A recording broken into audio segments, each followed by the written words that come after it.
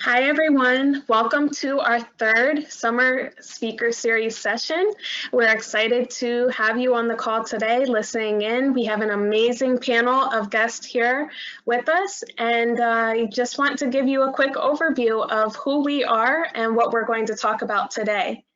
So my name is Casey Mile. I am a health educator for the Prematurity Prevention Initiative, and I'm at the Partnership for Maternal and Child Health of Northern New Jersey. So this is a collaborative effort. My colleague, Christine Ivory, is also going to be a moderator with me today. And to start off, I'll give you a brief background of what we do at the Prematurity Prevention Initiative. Okay, so the Prematurity Prevention Initiative is a collaborative effort. We use data to look at preterm birth rates, maternal and child health outcomes, and we also address a lot of the racial disparities that come through in the data. We collaborate with a lot of great programs and communities. And today we really want to bring attention to preterm birth and the NICU. So I just, without further ado, will say, let's get started with introductions. And Christine, before I pass it to you, let's do something fun. So let's do our favorite summer food. And for me, I'm going to say fruit. I like fruit and yogurt. How about you? Thank you, Casey, for that great introduction. Hi, everyone. My name is Christine Ivory, and I'm also a health educator for the Prematurity Prevention Initiative at Family Health Initiatives. And I would say my favorite food for summer would have to be cherries. I love cherries and everything about them for the summer. I'm going to pass it over to Constance.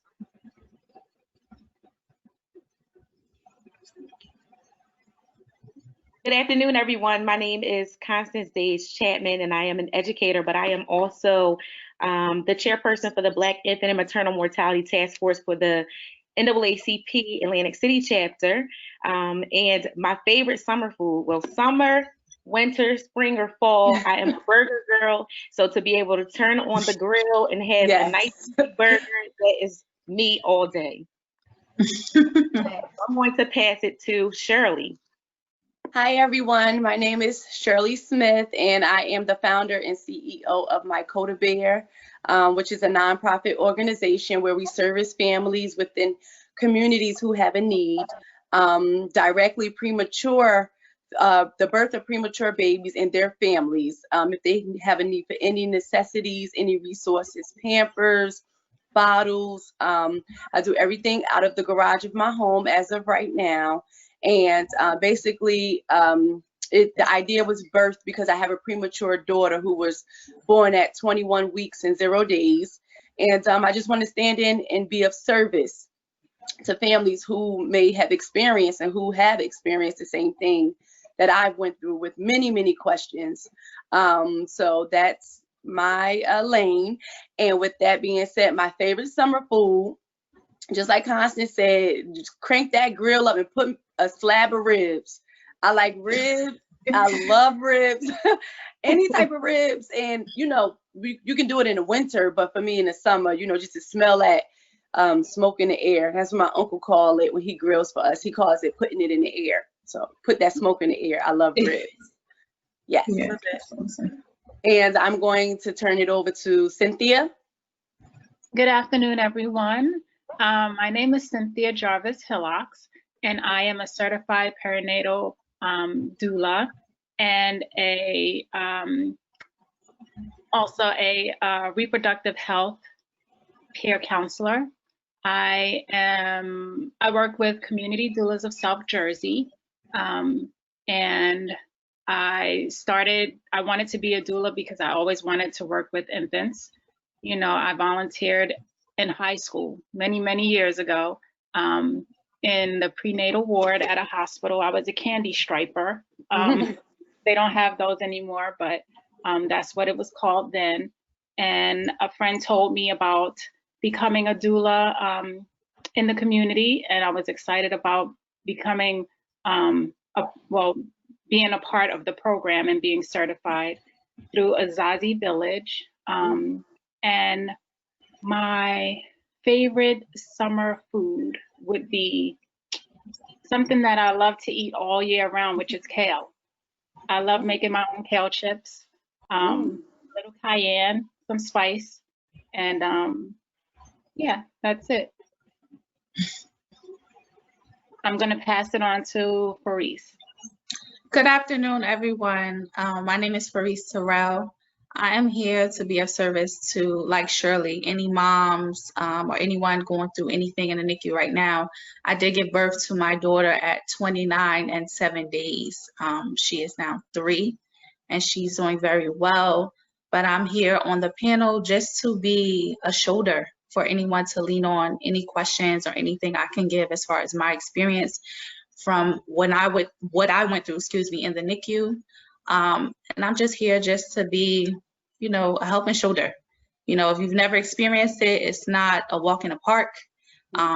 It's something that, is obviously very serious, but it's hard to describe it. Other people who's had experience with the NICU can understand and attest to what I'm saying. It's serious, and every day is not going to be a perfect day. It goes from highs to lows and then lows to highs. So I'm here to be of service to anyone for anything that I can give back to everyone. My favorite summer food would be, like Cynthia said, you can eat it all around, but it's hot dog. It's something about a grilled hot dog that just does it for me. That crisp, with the lines from the grill. I think that's my favorite summer food. I want to thank everyone for those introductions as we went around our virtual room. We want to get started with our questions for the panel. So our first question is, if you were a parent who had a NICU or preterm baby, what would you have want to know? What would you have wished that you were told? And for those that don't have experience of being a NICU parent or mom, what type of advice would you give to a parent that's going through this experience right now? So I'll start that off with Shirley.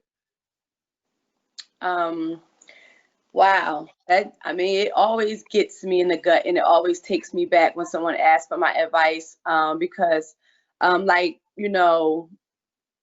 she mentioned, it's one of those things that's kind of hard to explain, but for the most part, when it happened for me personally, I did not know what a premature birth was, period. So when I had Kota, and she's now 3, they said, you're having her early, and I'm like, what is that?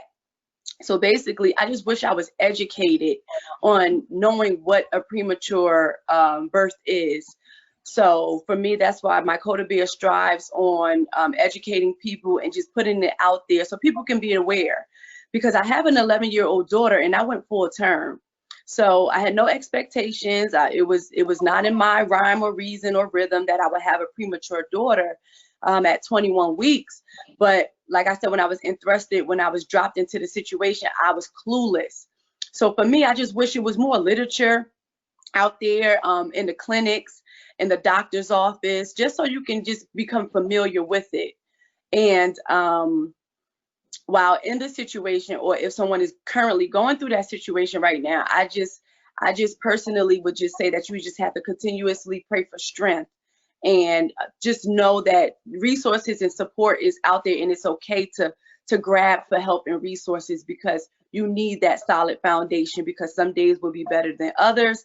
And like many of us have heard, it's like a roller coaster. It's up and down. So that would be my spill on it. Thank you, Shirley. Really great point to consider. And like you said, like a roller coaster, we need that support system. We need our tribe. So thank you for sharing that. I'm going to forward this question next to Constance and get your insight on it. So I didn't have a premature birth. However, I was full term. Actually, my son was late. They kept saying, we can wait a little longer. We can wait a little longer. And I ended up having a traumatic birth experience where I went into labor and was induced. And then they ended up giving me the epidural the first night. And then 3 days later, they called for an emergency C-section, where I kept yelling and screaming, I feel you cutting me. I'm about to cry. And that was 10 years ago. So just look at the impact, that it still has. But the hardest part, even after going through that, the hardest part was my son had a terrible case of jaundice. and where he had to go to the NICU. And I think that the hardest part was leaving my baby and going home. And I remember them telling me, you know, you have to go home. You can't drive. You can't do this. You can't do that. And they kept me for a while first. So I thought that, you know, we'd be leaving together.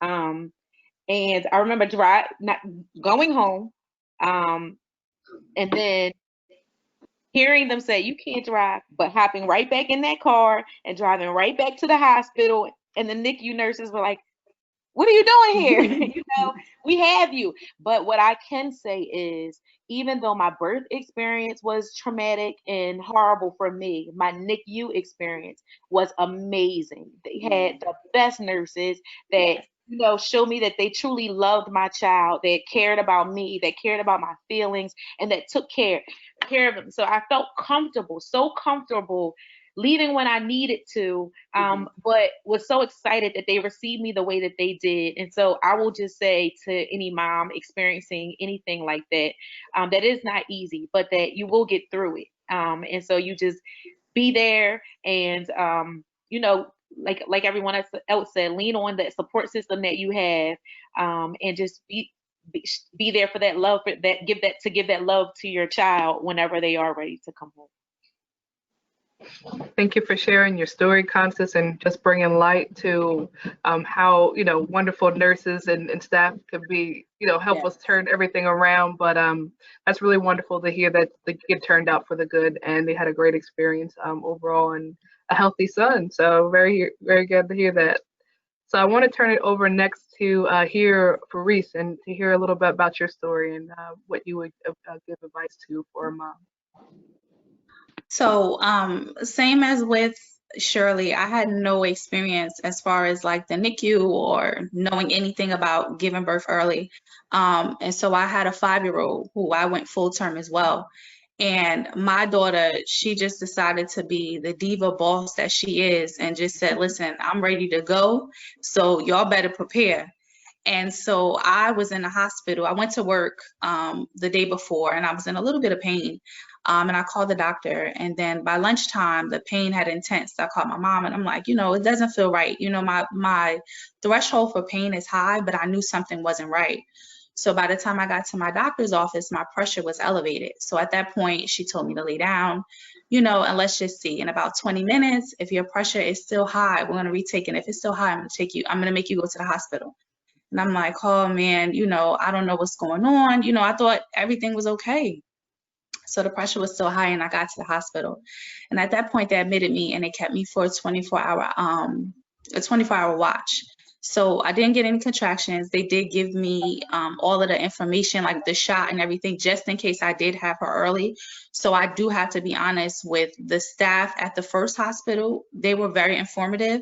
And then when I did come home and I had to go back to the hospital, they were informative as well. But I had to go to a different hospital because of the NICU, because they knew that obviously I was going to go into labor very early. And when I say literally everything happened too fast, it happened so fast that before I could blink, I was already in the OR. And, you know, I was already on the table and things were happening very, very fast for me. And so I was crying and in tears. You know, my pressure was still ridiculous because I was scared. You know, I know that obviously I'm pregnant and I'm like, she has to bake, you know, a little longer. She has to go longer. She has to go longer. But, you know, they knew what was better for me. As well as with Constance, my NICU experience was fantastic. The nurses, the doctors, they all were very, very good to me till this very day. You know, I still speak to them. As far as any advice I have to give, questions, moms, questions, dads also. You know, if you want to know, you know, what's going to happen next or what should we expect or, you know, what's next, questions. You can't go wrong with questions. As much stuff as you could write down that you could think of, you know, a little pen and paper goes a long way because in the moment you're thinking of something and then in the next moment you forget just that quick. And staying prayed, you know, have faith. You have to have your faith and walk by it because the hardest thing, you know, again, is leaving your baby, but then the hardest thing also is walking into this hospital and you're seeing all the other moms with their babies and they're going home, or everyone's just so excited. And you as that mom with the baby in the NICU, you're like, man, like, when is it gonna be my turn? You know, why is my baby here? You know, why can't I just walk out with my baby and be so excited? I just gave birth, so it's supposed to be exciting. Not that it wasn't, but it's traumatic because now it's like, you know, when am I going to expect my baby home? What's next? You know, and like I said, questions. Don't be afraid. I could care less, you know, if nurse A tells you something else, then you go ask nurse B and nurse C and D until you get those answers. And if you don't get those answers, then reach out to whoever you need to, whether it's another mom that's next to you or another dad. If you don't open your mouth, then you will never know. And you guys aren't alone. And that's where I come in, because I'm always around, no matter how far you are, to give whatever advice I can. Because again, it is a struggle. It's a roller coaster. It's definitely a roller coaster. So like I said, my advice would be to ask questions and keep your faith. Hold that faith as tight as you can, because that's what's going to seek you through on the good days and on those bad days. Yes, thank you, Fareese, for giving us not only the story, but telling us about the support, the faith, about just keeping your head up during these times, and to, you know, take the time, take a breath to maybe write some of those things down. And as Casey mentioned during our last webinar, we'll be coming up with a tool that moms and parents can use that provides some questions, but we'll have that in the future. Our last panelist we want to hear from and get a little bit of a different perspective is Cynthia. So Cynthia, can you tell us a little bit about some advice that you would offer to NICU parents? Some of the things that I would offer to the moms that I support is, number one, self-care. You know, we love the infants, they're beautiful, but if you don't take care of yourself, if mom is not taken care of, baby can't be taken care of. So a lot of times, like it was Constance said that she got in the car, went home, and came right back to the hospital. But, you know, moms have to slow down. You have to eat something. You have to stay hydrated so that you can be in the NICU with your baby. Another thing that I would suggest is, you know, building a support system or having a support system around you. As a doula, I had a client whose baby was in the NICU. I would meet her there so that she wouldn't be alone. Sometimes her partner was at work or she didn't have a family member who could sit with her, so I would go and sit with her. There are times that I would bring a meal for her as well to make sure that she's eating and just sit and talk. I would be a listening ear, you know, because moms are worried at that time. And sometimes they just want to let go of all of the fear by sharing what they're experiencing with someone. So just to have a listening ear is so important. Also, a lot of you mentioned faith, having faith, so that spiritual support and just being able to pray with someone goes a long way when they need it. So those are really the things that I would do to support a mom whose baby is in the NICU. Oh, also, I would suggest breastfeeding, because that would be good for mom and for baby. You know, the baby gets the best nutrients from their mom.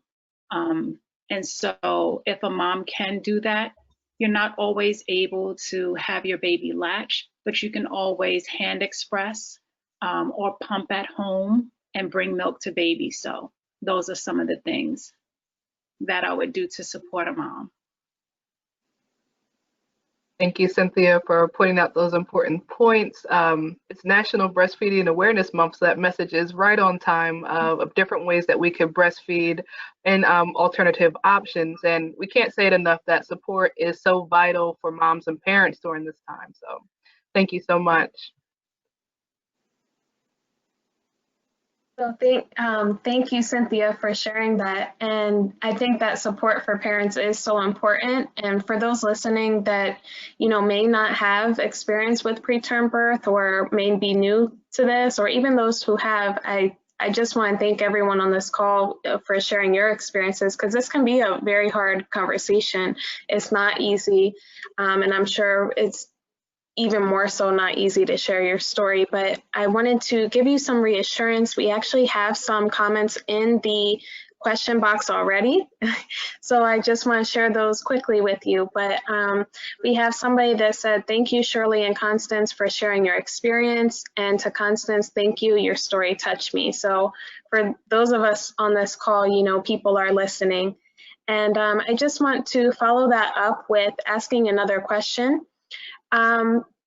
We have here, you know, we talked about self-care and support. What were some of the things that you did to take care of yourself during this time? And as a follow-up to that, what were some things that you then transferred to skills with your baby? How did you bond with baby when they were in the NICU? So Fareese, I'm going to start with you this time. So some things that I definitely had to do was to get into a routine as far as, like Cynthia said, eating. Initially, it was very hard. It's always easier said than done. So initially, it was very hard to even think about putting anything in my mouth or drinking water, because my mind was just racing, because the thought is that I need to get my baby out of the hospital and I need to make sure that my daughter is okay. So once I got, you know, that in line and I was connected well with my family, with my pastor, I had to daily just pray, you know, and give it to God and leave it to God, because that's the only way I would have gotten through it. But once I did get my system in, it was, you know, making sure I had my breakfast so that I could pump and that I could nutritionally be able to give it to my daughter. Initially in the hospital, I wasn't able to breastfeed her because she was a preemie. But then, believe it or not, behind those curtains, I was still offering my baby that breast. If she would take it, I would give it to her. Maybe it wasn't the right thing to do, but it's what I felt in my heart was right to do, because, you know, I'm a mother and it's my baby, and, you know, we'll see. Obviously, I know that if I'm doing something wrong, the machines may go off and I may alert the nurses, but let me try. It was a lot of trial and error. I was able, like Cynthia, to successfully breastfeed my daughter the entire time. I breastfed her a year and 2 weeks. I was grateful that my milk produced a lot of milk. When it was time for me to exit the NICU, I was able to give some milk to one of my friends. In New Jersey, you're not supposed to do it because it's too much risk. But she had twins and she was discouraged, you know, and it was just a lot. So I was able to be of service for her, you know, and give her my routine that I did as far as in the morning. And, you know, again, I had a son at home. So I was living a double life. I had a baby in the NICU and I had a baby at home. So, you know, till this day, I always say that I was probably 50% of my son's mother and probably more than 50% of my daughter's mother at the time, because my focus was on her. Some things that I would offer would be oatmeal, hot tea, just making sure that, like Cynthia said, you support yourself as much as you can. I don't know what's a right way to say it, because again, it's like reliving in the moment, and you know, it's rough. But kangaroo time is important. Kangaroo time is very, very important. I don't know if a lot of hospitals or nurses emphasize that, but that skin to skin is important. And it's not just for babies, it's for adults. When you are sick or whenever you're going through things, that skin to skin love and touch does something to you. So making sure that they're offering that to you is very important. And again, just trying to get whatever your faith is, because some people have their own religious beliefs. So whatever your religious belief is and wherever you can find your peace, I would say just try to find it as much as you can, because that's the only thing that's going to keep you going. And definitely trying to eat. But again, it's hard when you're in that situation. You know, it's really hard. Yeah, thank you. I mean, everything you said, I think somebody could take something from, and is really important. I wanted to pass that on now to Shirley to see, did you want to add anything onto that? Sure, I can add something on to it. For me personally, Kota was born, my two youngest daughters was born in Ohio. So for me, when I talk about that support piece, you know, we didn't have that much support because I'm from New Jersey. So all of our family resides here. But the support that we did receive from our family in Ohio, which is what I call them, and the staff and the nurses out at Hillcrest Hospital was phenomenal. For me personally, I was not able to produce too much, next to no milk. I literally was getting drips, just enough to put on a Q-tip and just rub on Dakota's lips. Aside from that, what I felt in my spirit was very important was for me to communicate with Dakota as if she was a full-term baby. So of course, you know, they're sensitive to noise and stuff like that, but with a calm voice and with a low tone, I will always read to her, and as well as family who were able to come in and out of town when she was able to have visitors in the NICU. Reading and singing to her was a necessity. Singing her alphabets to her, singing a I Love You Barney song, and reading books to her was our regimen. Like I mentioned, I had Denver, Dakota, Demi, so many. Demi is older, so I had to try to get myself in the rhythm to start taking her back to school and stuff like that, so she didn't feel left out. But for myself personally, I'm going to be honest, I did not start taking care of me till almost about a year ago. I had Denver and Dakota back to back. Dakota is 3 and Denver is 2. And for me, I suffered from postpartum depression because in the midst of all of that, you know, when they come home, it's a whirlwind. And, you know, being a wife and a mom to an older child, it just doesn't stop. And then aside from the stressors, I think that's why I was having issues with pumping for Dakota. But I'm going to share my story and be intimate with you all and let you know that I confided in someone who's a dear friend of mine. She's from England, and she was having a baby around the same time. And I was taking her milk to the hospital to feed Dakota. And Dakota gained her first pound off of my girlfriend's breast milk. I call it liquid gold. It's just something that was in my spirit. I talked to my bishop about it. I had her come from New Jersey to Ohio to pray over Dakota, like to lay hands on her. So, you know, you just have to do what's in your heart as a mom, because you know. And it was just a ripple effect, because when I had Denver, my 2-year-old, I was able to pump and I was so excited. But it was like, who would have known that my niece, who has a trach right now, she was in the NICU, and I was able to bless her with my breast milk outside of my own daughter. So with that being said, little by little, I started to just try to, you know, just dive into my faith and get myself together, and just little by little, one day at a time.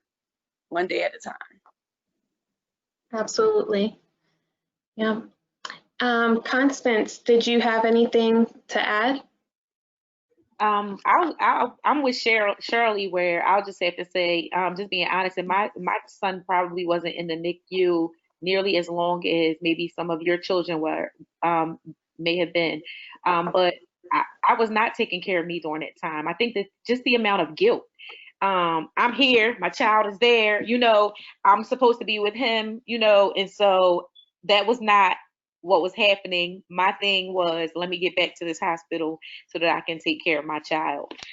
But bonding wise, I did a lot of the same things. I used to pray with my child. So you can hear my voice. I'm praying with you, praying to you, to God, so that we can get through this. I sing, so I used to sing a lot. I used to bring my books and read. My parents and grandparents used to come up just so that he could hear those voices, and breastfeeding and like you said, the skin to skin. And I was actually overproducing milk, so I was taking in milk, and they were like, more. I was like, oh, for all the babies in here. And I'm okay with that. Whatever gets everyone through, you know. So it was just a really hard experience. And like I said, I still to this day, and I haven't talked about this in a long time, until I got back, until I was appointed the chairperson for the infant and maternal task force, and I was like, all those feelings just started coming back. It's almost like I suppressed them. So it was just really hard, and I just spent my time, as much time as I could, spending it with my child. Once he came home, though, then I started trying to, walk, get that fresh air, do things for me. But during that time, I'm just going to be honest and say that I was not the priority, and it probably should have been different, but it just wasn't at that time. Wow. I mean, all three of you that just spoke really had parallels between all of your stories, right? And you don't, from my knowledge, don't even know each other. So that's just to say you're definitely not alone, and anyone listening, you're not alone. We have a question for Cynthia. So to jump over to you, the audience would like to know, since COVID and everything happening with the NICU and just differences and maybe visitation with the babies and bonding with baby, what can you recommend? Can doulas attend medical visits with moms right now, or how can they still bond with baby? Okay, I haven't had any moms have babies to go into the NICU lately, but I know when going into the hospital to support a mom, doulas are able to go in and be with mom while she labors and gives birth and stay for a few hours after that.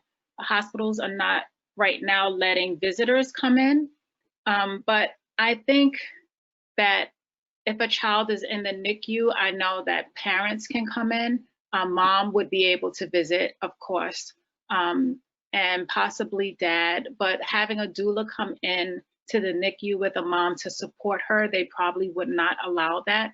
But I know that hospitals right now are very careful to take temperatures and ask the appropriate questions before doula is allowed to come in to be with mom or with baby.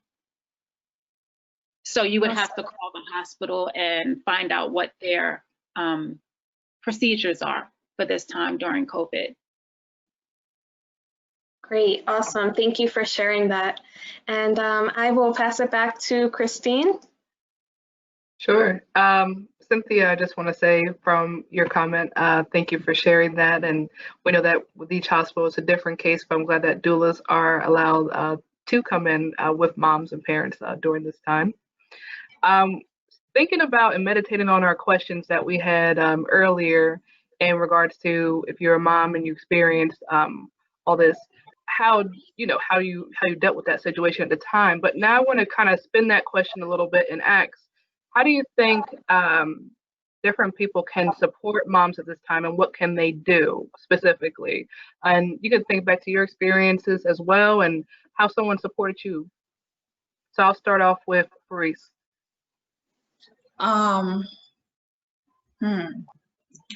Honestly, I was just really blessed and grateful to have my family around to support me. And it's crazy because my dad was actually a preemie, and my grandma obviously had experience in the NICU. Things were very different from then till now. So it was a big difference.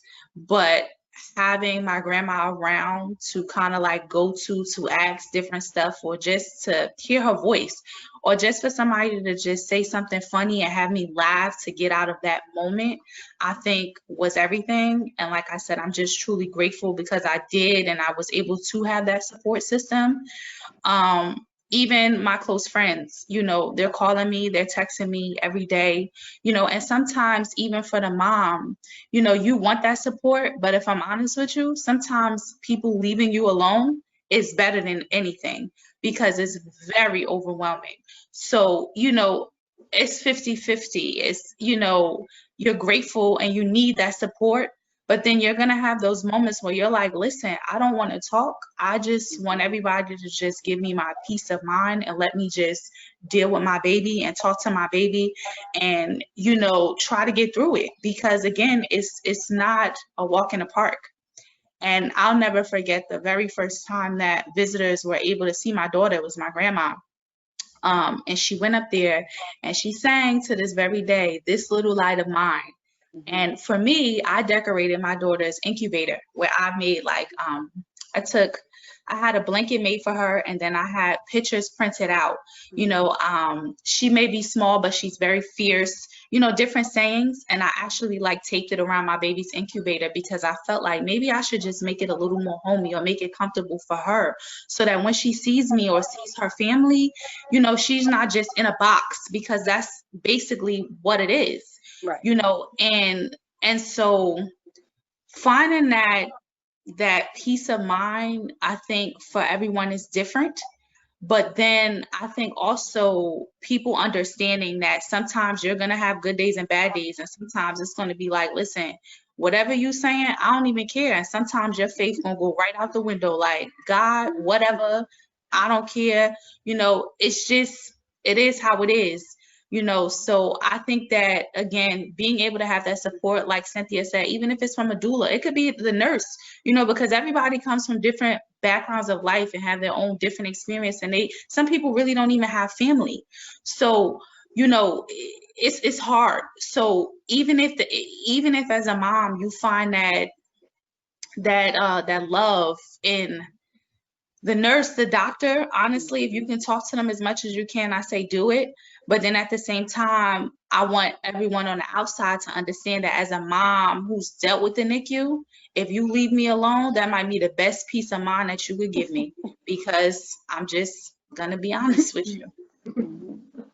And we appreciate the honesty. It's really great that you noted that balance, that sometimes it's great to have, you know, that support person right there for you, but then sometimes we need that space as well. So thank you for sharing that, Fareese. I'm going to move on and ask the same question to Shirley. How can someone support a mom or parent in the NICU? And you could tell us about your experience too of who supported you. Well, to start off, I think I'm more of like a hands-on person. Like, I'm a hugger. You know, I want to hold your hands. I want to pray with you.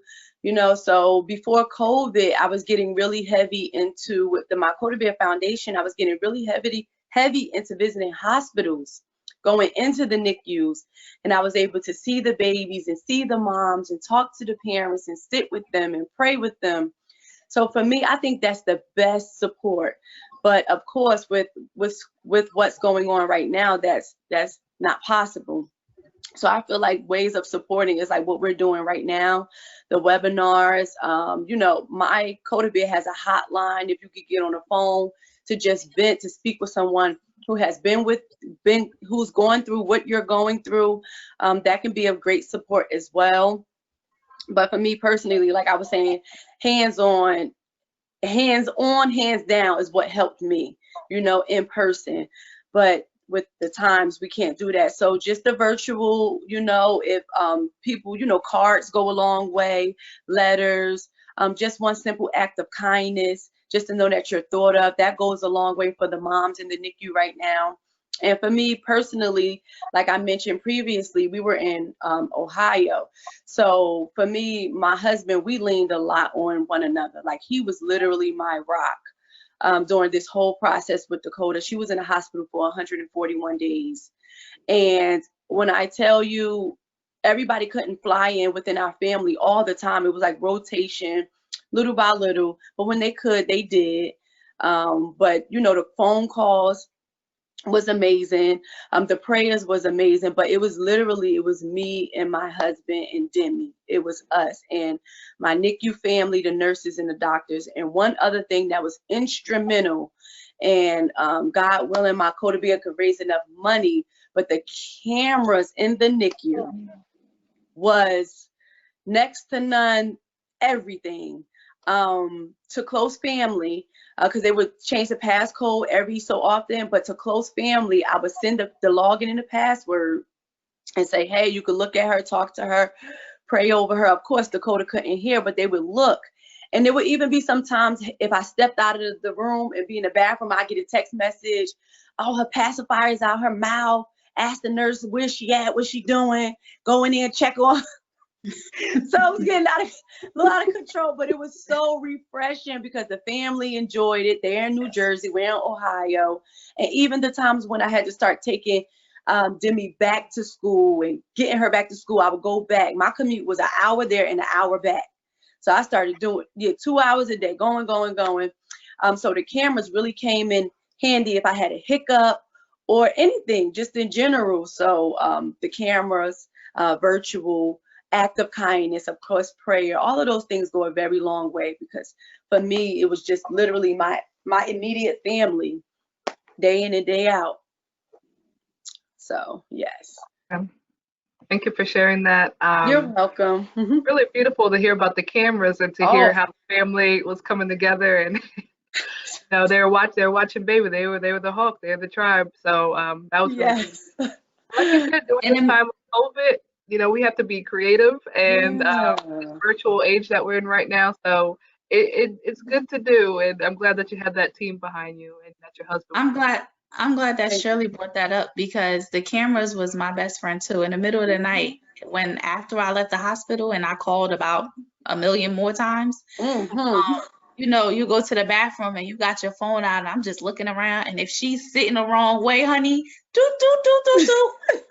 what's going on? It got to a point where it was like the number was memorized. It was like on speed dial. So that camera, I'm telling you, was everything. If she was positioned the wrong way, well, when did y'all change that? Because 10 minutes ago it wasn't like that. So, what's going on? And I know I drove every nurse and every doctor insane. Yeah. But you know what? It was all worth it, because if I don't ask and if I didn't know, then it was just left unsaid. I'd rather be said than unsaid. And maybe you say it 4 times, but at least we all are clear on it. So I agree.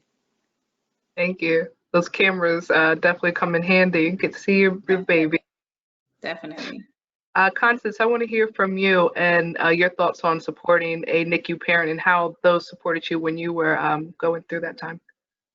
Well, first of all, I just want to go back and say to Shirley, what you were doing pre-COVID was phenomenal. And I'm hoping that you pick that right back up as soon as you can, because I could only imagine what it would have been like to have someone come in when I was going through that experience and say, listen, I've been here. You feel like you're alone at that moment. Y'all turned me into a crier today. I don't know why. But most things have already been said by Fareese and Shirley. The same things. I had a ton of support from my family, who they were there, coming in, calling, texting. I had a friend that dropped the basket off, because like Fareese said, there are moments where you're just like, leave me alone. I don't want to be around anybody but my child. And if it can't be my child, then not you or you. And people have to be understanding. There's so many emotions that you're feeling during that time. So it's not personal, and people just have to understand it's not personal. And I think that what's happening today and providing a platform where people can see I'm not alone in this. I can hear from women who have experienced the same thing. So Casey and Christine, you're also doing a phenomenal job in providing this platform and opportunity. And then even like, for example, Cynthia saying, putting it out there, there are doulas out here for you, which is not something that we had or that was even available when I was there. So, just to know that if you don't have the family support or the friend circle that's going to be checking in on you and dropping things off to the house and making sure that you're okay, that, there's someone out there that will. And I think that those are the most powerful things right there, and if they can tap into these resources, and then just going to the Black Infant and Maternal Mortality Task Force, some of the things that we're doing and putting in place is a toolkit of resources so that moms know this is out here and available for you, but also a survey. I remember being going to the doctors when I was pregnant and feeling like nobody's listening to me. And then I felt like that really made my experience in the hospital a little bit worse, because you already weren't listening to me before I got here, and now you're not listening to me now. And so right now we are in the process of developing a survey that allows a mom to share her experience pre-birth, during birth and post birth, so that you can begin to identify those hospitals, those doctors that are, are great, and then those that are not so great, so that and then those resources, so that you can, kind of tap into those things. So that'll be available on the NAACP Atlantic City's website soon. And that's something that we'll push out and we'll share with each of you as well. That's awesome. That's awesome. Thank you, Constance, for talking about that awesome work. And we're looking forward to seeing that in the future. And, moms do want to share their stories. They want to be heard, especially in this situation, I feel. So really looking forward to that toolkit being released. And Cynthia, we definitely want to hear. Christine is being quiet and saying that she is playing a significant role in helping develop that. So just a shout out to you, Christine. Yeah, I appreciate your shout out. I'll take it. No, That's but awesome. It's a team effort, and I really have been enjoying it. So, but thank you, Constance. And Cynthia, we want to hear from you. Oh, I'm sorry, Fareese, go ahead. Sorry, I know I wanted to say with Shirley, that's awesome. Not this past Mother's Day, but the Mother's Day before, one of me and my girlfriends, who we were both in the NICU, we gave back on Mother's Day to the moms that were there. We developed 16 baskets for the moms where we just put different things, lip gloss for one, because your lips are dry. Yeah. Lotion, we put in some books, to read to the baby, a journal, just different stuff that we came up with that we thought were helpful for when we were there. Because honestly, it's like you guys say, moms, we don't take care of ourselves. It's not, where is that? Like, where's that written down? If there was a manual to tell us that, I don't think we would still do it anyway, because our minds are always just racing. Absolutely. And so I'm definitely looking forward to COVID being over and getting back into helping out as much as I definitely can, and going to visit whoever, however, whatever I could do. But definitely you giving back to the babies is amazing. And I just wanted to share that we had given back to the moms, because it's Mother's Day. And, Mother's Day is every day, but to feel that, appreciated from someone else, I think it went a long way. It definitely went a long way. That's awesome. We definitely have to chat. We have to talk. Yeah. Get some stuff out there. I was going to say, I love that so much, and it sounds like some collaborations are coming out of this, so I love it. Yes. Lastly, I want to hear from Cynthia. I know that you know so much about support, and I just want to know, like, some of the tips, or what do you do in the realm of being a doula that supports moms? First, I'd like to say that the ladies on this panel, you guys are superheroes. Thank you.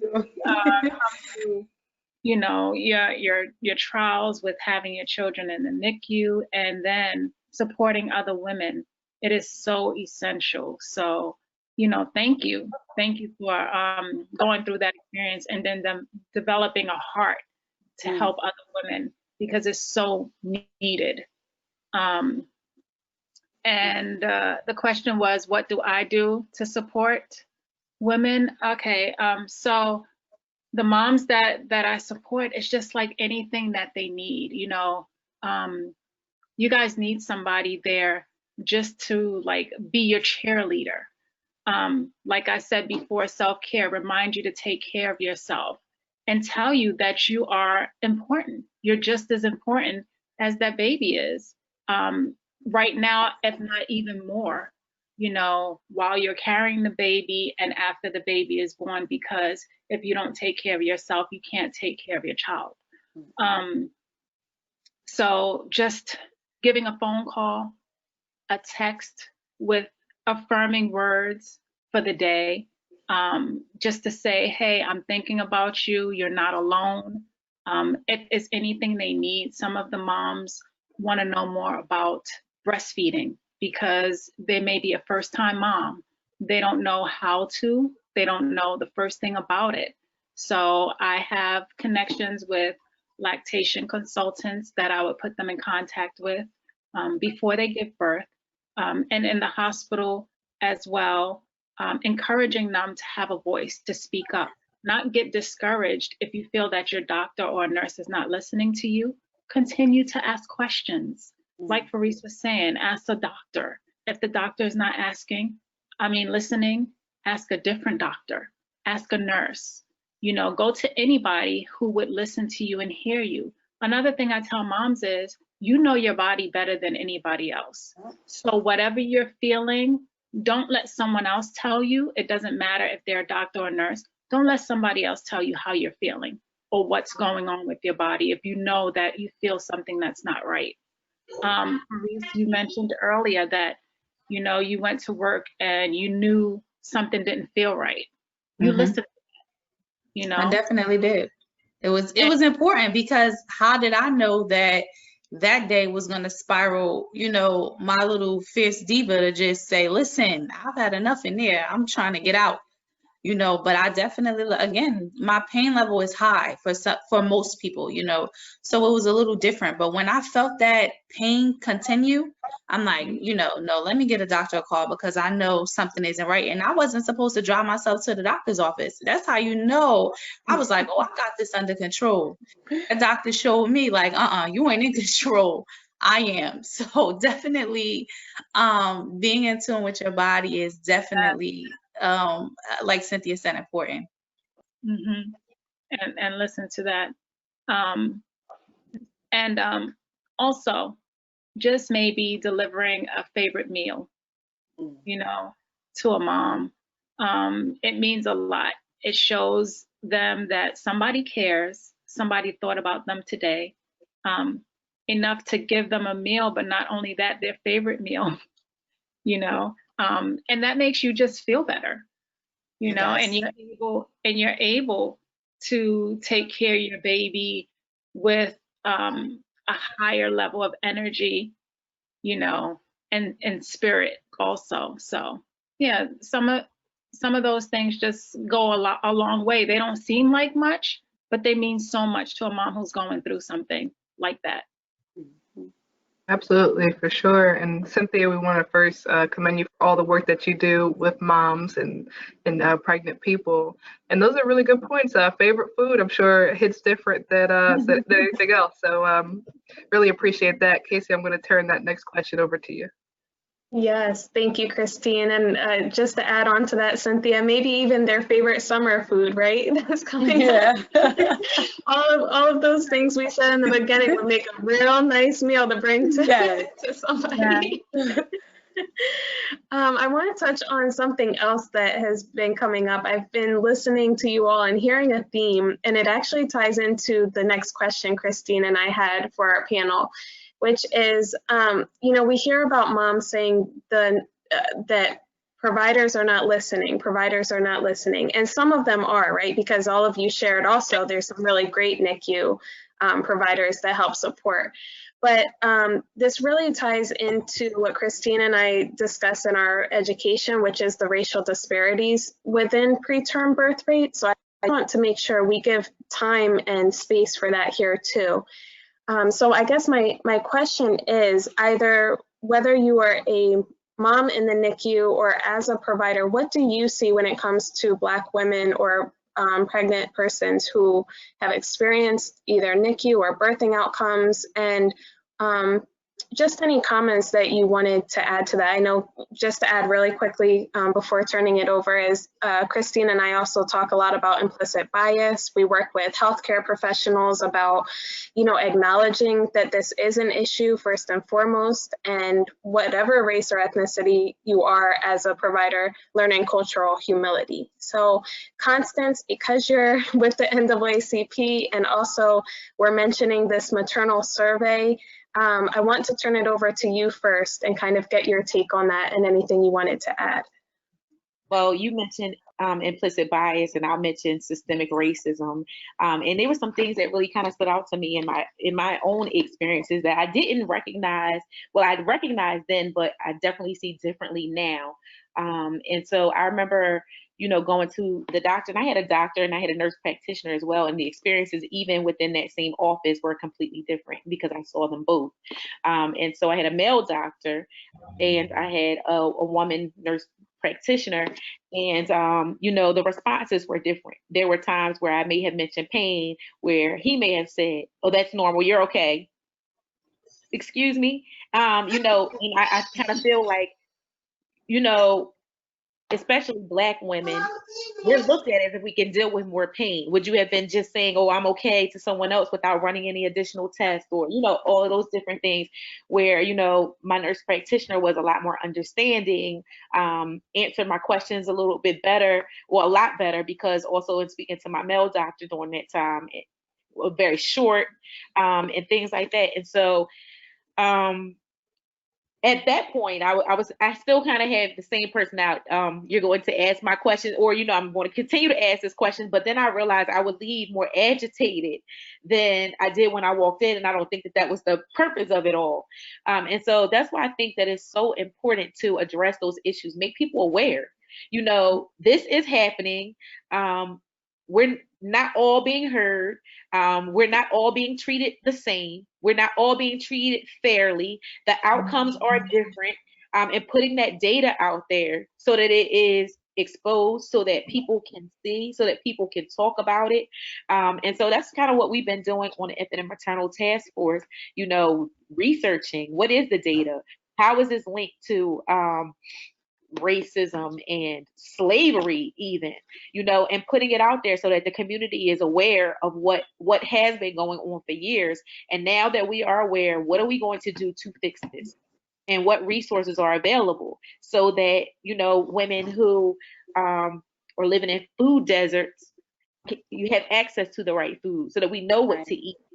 So that our children are, born healthy, so that we know like we said with lactation counselors, that we know what resources are available. And so that's what our goal is right now, so that it's taking some of the excuses out of it, but putting a light on a lot of it as well, and not just leaving it there, but coming up with some solutions to address this issue, and working with different people in the medical field, in the community, to ensure that the issues are really addressed. And listening to mom, Yes. So that makes a significant difference. Listening and then acting on what you're hearing, right? And I just want to highlight, what you had said in the beginning, systemic racism, absolutely. The risk factor isn't because Black moms are at higher risk. The risk factor in the data is because of racism, and because of all of those things you just mentioned, Constance. So thank you. Cynthia, do you see this at all come up in your work as a doula? I've seen a difference in the way the women I support are treated.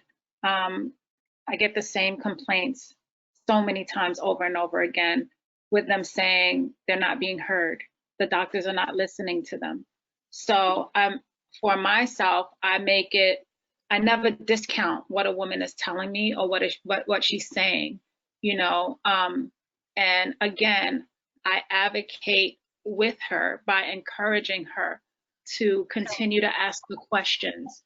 Don't let the attitudes of those health professionals deter you from getting the answers that you need, because if you don't speak up for yourself, who will?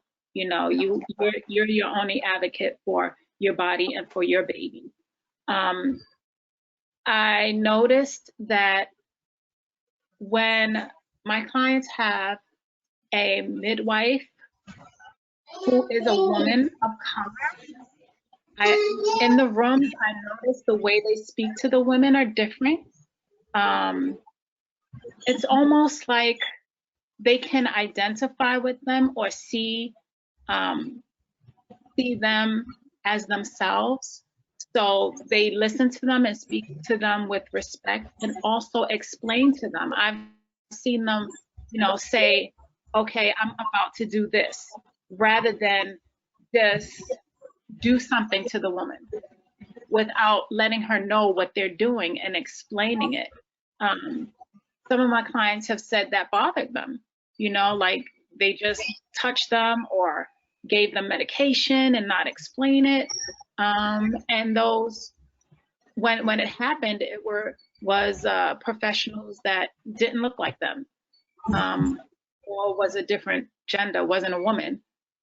So these are issues that need to be addressed. And I think with the questionnaire, that Constance mentioned. I think that would be something that, but now that we know what some of the issues are, what are we going to do to change it and make it better? So for one, starting the questionnaire could be a beginning to do that, to make a change. So yeah, there's definitely a difference, and I do see it, and so do the women who are, you know, having babies in the hospitals. They see a difference too. Yeah, I do have one thing to add. I also think with that, insurance plays a big factor in it as well. I hate to say it, but we're living in times where, of course, you need insurance, but if you don't have no good insurance, you're not getting no good service. And that's just, I'm just being 100% honest. I have friends who have kids, I have family members who have kids, and, you know, obviously my story with my daughter is very different. But if you compare some of their stories to other people who had full-term babies like I did with my son, you'll see a very big difference.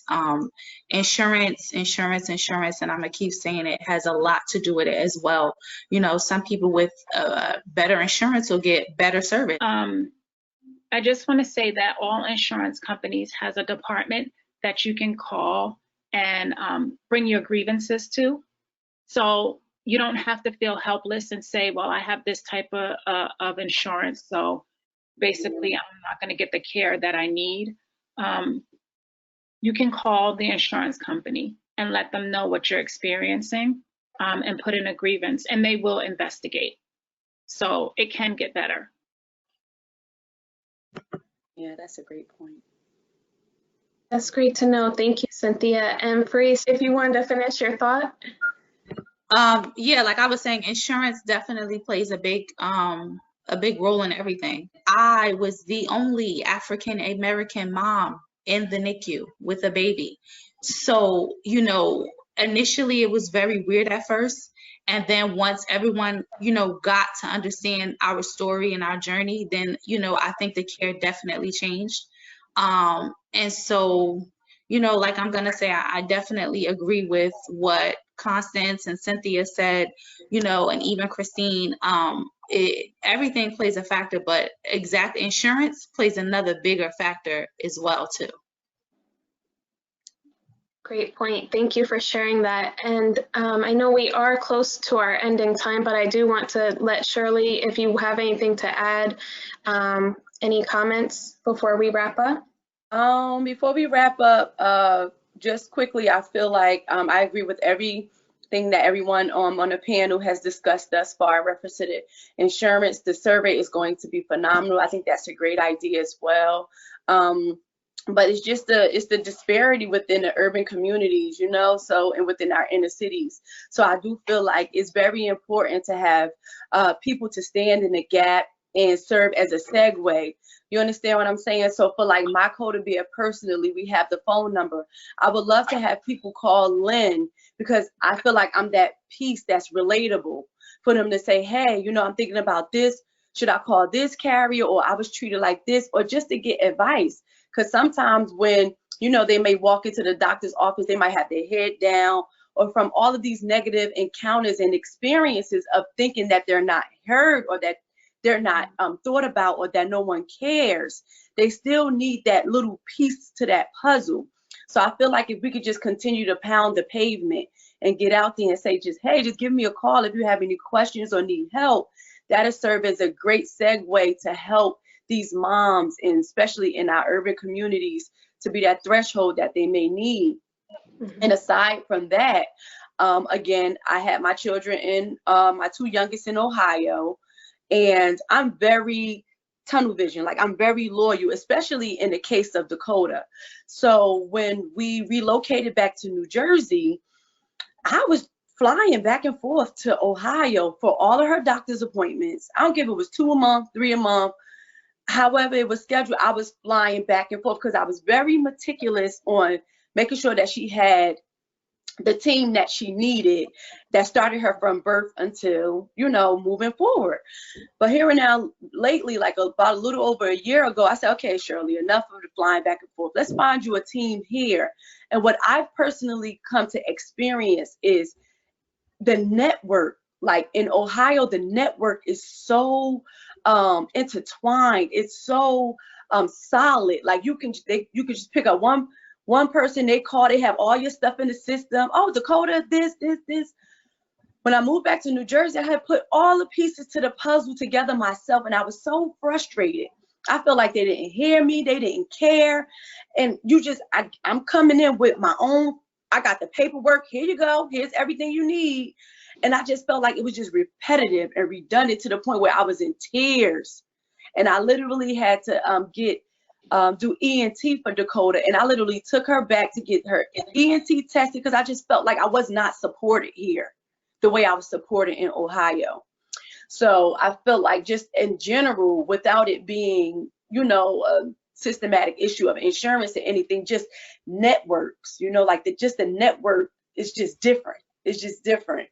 Because I felt like they helped, and then here I had to do so much legwork, which is okay.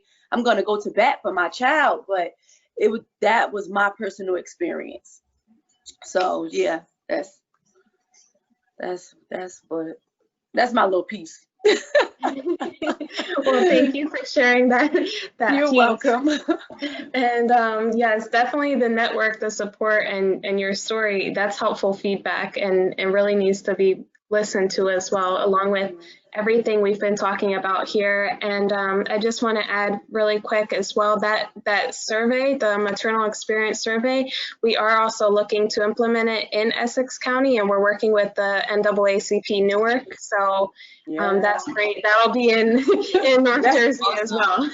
Yes. So this is great. I hope we really take all of these resources, you know, send them to me, and I'll send them out to our panelists on here today as well, so they know, you know, like my Kota Bear hotline, and Cynthia with the doulas, and Constance and NAACP, and Fareese, who's here to support and listen and hear as well. So thank you all, and I'm going to hand it over to Christine now. Sure, I have the same regard. Thank you to all of our wonderful panelists for being here, and the attendees that have listened in for our NICU and Future Pregnancies webinar. Just a few thoughts as we close. Looking onto my Kota Bear, just like Casey mentioned, you can go to mykotabear.org or at mykotabear for social media to find more what Shirley's doing and to access that hotline. For the NAACP, you can go to at NAACP-AC to check out what Constance is doing with the NAACP of Atlantic City. And then for Cynthia, you can find out more information about free doula services at info@cdosj.org. And I hope I got that all right, ladies. And we thank you, Fareese, for, like you said, being a support person and just being here for anyone who needs that shoulder. You can also check out the Prematurity Prevention Initiative at NJ Preterm, and visit us at njpreterm.org on our website. And once again, thank you to our panelists. Thank you for being here, and have a great day, everyone. Thank you. You too. Thank you so much. Thank you for the opportunity. Bye. Bye-bye.